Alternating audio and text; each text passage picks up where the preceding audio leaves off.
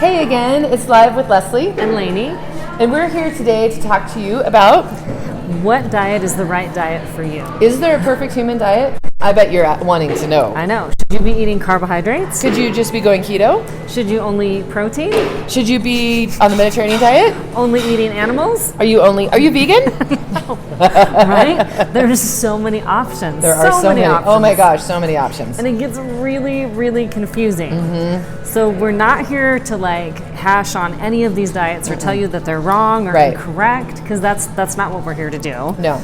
Because there's good elements to all of them. Absolutely. But we want to talk about where you start finding the one that's right for you. The one that's right for you. So there's not one perfect human diet. And we have clients between the two of us that are on all of those styles of eating that we talked about. Every single one.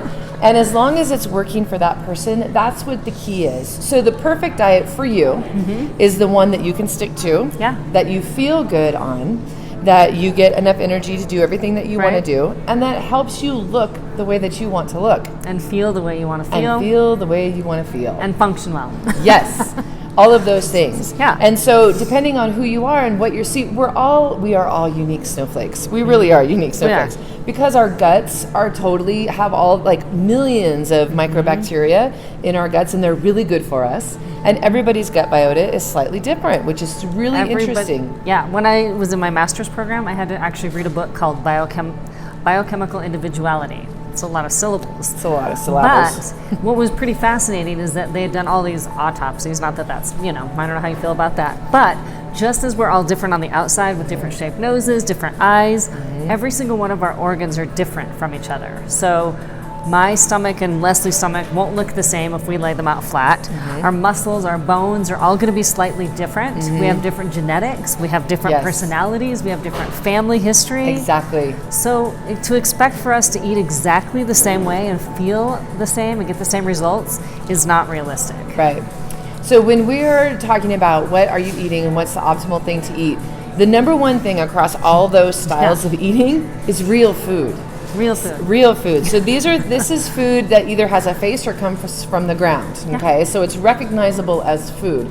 And for the most part, it needs to be cooked. And then, unless you're like a raw vegan, and that's okay too, a little bit challenging with the non-cooking part, but it still is recognizable food. And that's what's really important. So you want to limit food that comes in boxes, cans, bottles, packaging, has a label, right? Anything with a label. Anything with a label, right? We want to limit the amount that we eat on that. Or I've even seen that one meme that says, to stay healthy, don't eat anything that has a TV commercial. Right. Because you don't usually see commercials about apples. Or broccoli. No. Right. Broccoli needs its own, its own industry. I mean, cranberries maybe. Right. That's for juice. Right. And most people drink that in the terms of juice, which is a whole nother topic. Yes. That we could talk about, but we want to keep these videos short and digestible. Literally.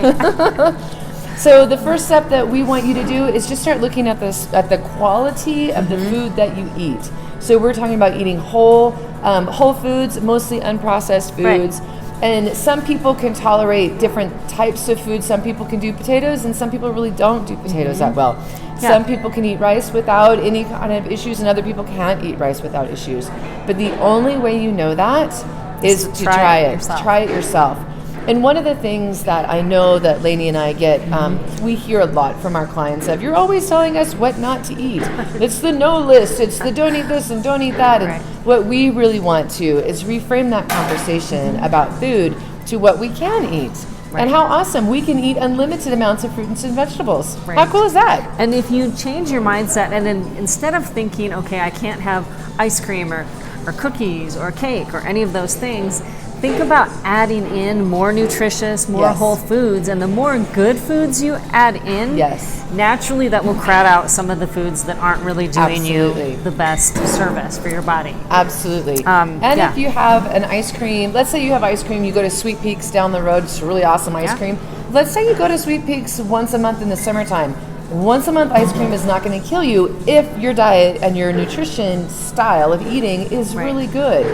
So those things aren't going to derail you as long as the way that you're eating most of the time. So I know that we both are advocates of the 80-20 rule. So if 80% of your meals are whole unprocessed foods and are really good, then you can have that sort of 20% wiggle room. Yeah.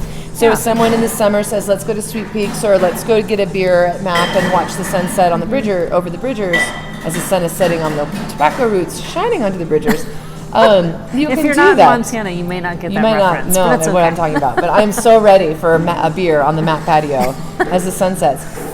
So if your diet is in pretty good shape, then those types of events aren't going to completely derail you.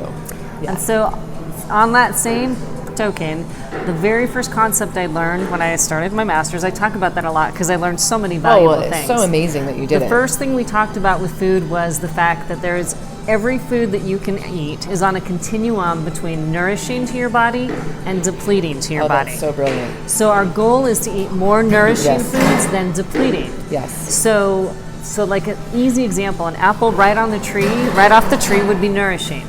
When you turn it into apple pie that's made with love, it's still kind of nourishing, but it has some sugar in there, right? Mm-hmm. If we turn it into an apple pie from McDonald's, it's going to be more on the depleting side. So there's a range. Exactly. And it's not that you can't have that apple pie from McDonald's if that's really what you want.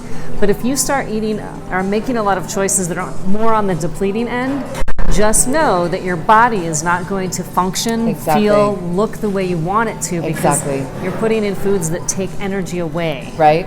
So eating those whole foods and eating real food is what gives you the nutrients to look, feel, and function. That's exactly better. right. That's exactly right. And we talked last week about moving your bodies. When you eat real food, it's much easier to go out and go for that walk. You're just going to feel so much better. And when you're walking, you're doing your movement, you want to eat better. Yes. Yes, exactly. So, all right, y'all. Have a great day, and we'll see you next week. Happy eating. Yes.